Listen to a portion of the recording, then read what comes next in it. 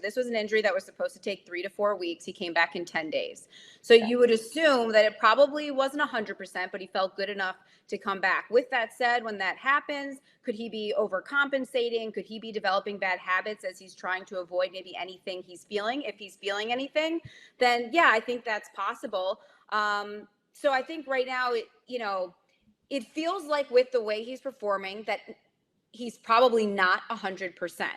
Now, keep in mind, too, there was also the All-Star break. He participated in the Home Run Derby, which I'm all for. I have no issues with that and don't think that that's necessarily affecting him in any way because he loves doing it. And I think when players can do what they love, then they will perform better in other areas, meaning outside of the Home Run Derby or on the field. And so I think there could be something where he's trying to get his timing back as well, just after the break, because, when you look at over the weekend against the Red Sox, he hit 455, he had a 500 on base, an 818 slug, and a 1318 OPS. So you feel like that he could be coming along here. Like maybe this is him and he's going to start picking things up. And it's just about that's what suggests to me maybe it's just a timing thing after the All-Star break. But yes, I do look back to the wrist injury and how quickly he came back from it. We were all very surprised when he came back, and you just wonder what he has felt since then. And I gotta say, getting hit by that pitch last night probably did not help. That looked extremely painful. He handles it like a champ, but that had to hurt.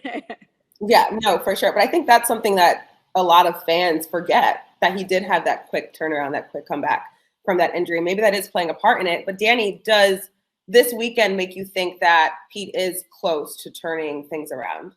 I think Pete Alonso is one of the best bats that we have in the game. And anytime you have a guy of his caliber and what he's capable of, they're going to go through moments. And not only is he going through a tough moment, he is dealing with that wrist. And I don't care what anybody says, you can equate it to Aaron Judge and his toe. Okay. It's just a toe, right? You say, oh, it's just a toe. How could it affect you? Your toe can affect your ankle, your shin, your heel, your leg, your hips. He's a big body too, right? Torso. It's all that foundation. All of it.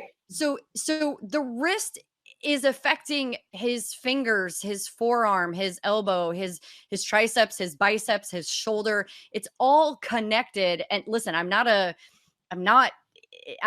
into anatomy that much, but I do know that is what happens. And that's what you're seeing with Judge on the other side. So for what I saw this weekend, yeah, I think he's going to figure it out. And I think he can get there. His strikeouts are up a little bit. It's not that he's swinging outside the zone. It's not that his plate discipline isn't good, but his strikeouts are up a little bit compared to last year. And I just think that you can see it in his body language. You can kind of see it all over that he's frustrated by it. The Mets are a good team. Pete Alonso is a really good hitter, and I think he'll be just fine. I don't know if he's going to get back to Pete in the next 2.5 months that this season has left in it. But I do hope, and I do think we're seeing some good signs from him. But I mean, you guys are saying it. It's like if you get injured and you're coming back quicker than you have to, and Pete Alonso doesn't want to come out, right? He wants to stay in. He wants to be there. He wants to play first base. That dude is a dog. That dude will run through a brick wall for his team. And I think that's kind of what he's doing.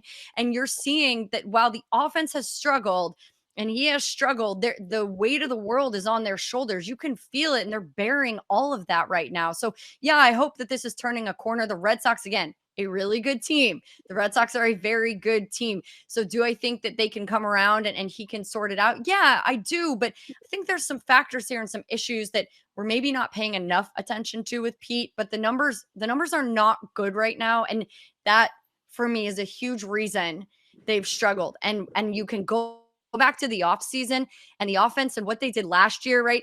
The soft contact, the line drives or the balls getting through the infield, and you didn't go get a guy who can complement Pete at the plate to alleviate him a little bit. Like Pete cannot bear the entire pressure of the team to hit the home run. And that for me, like, is the overarching bigger issue here. So, but yeah, I hope he turns the corner soon. I think too, what you're hinting at is the mental side of an injury as well, coming back for that and not thinking about that. And then when your team isn't performing the way that you want, when you're not performing the way that you want, like just handling that mentally. I'm not suggesting that Pete can't handle it, but there's just always that factor besides the physical when you have an injury like he had.